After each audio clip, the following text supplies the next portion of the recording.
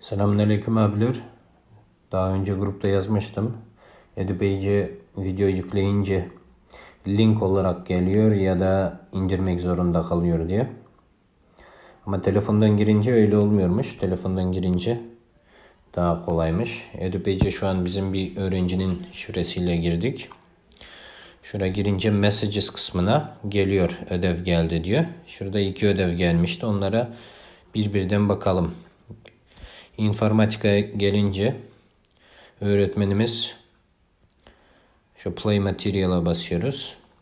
Öğretmenimiz buraya video göndermişti. Bakalım nasıl açılıyormuş. Всем привет, меня зовут Арсений, и давайте разберемся, почему годовщина Октябрьской революции отмечается в ноябре, и почему у нас есть Новый год, а потом еще есть Старый Новый год, который отмечаем мы, но не отмечают, например, французы. Перенесем. Bu şekilde şu an geri tuşuna geri gidelim. Diğer derse bakalım. İkinci derse. İkinci derste de hocamız buraya soruları sormuş. 5 soru var şıklarıyla. Bir soruya da bir şey koymuş. Burada konuyla alakalı görüntü. Ondan sonra yukarıda da şurada şey var. PowerPoint'un slideshow var. Onu açalım bakalım.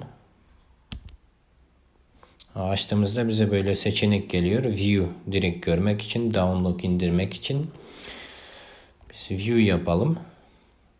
Evet, açtık.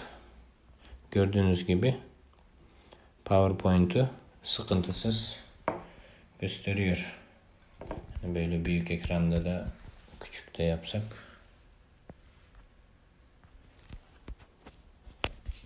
Şu an ekranı kaydettiğim için sol köşeyi yapamıyorum, kullanamıyorum geri tuşunu. Çünkü oraya basınca şeye denk geliyor. Ekranı kaydetmeyince öyle bir problem olmaz. Dolayısıyla ben burada bitiriyorum. İkincisini sonra devam edeceğim.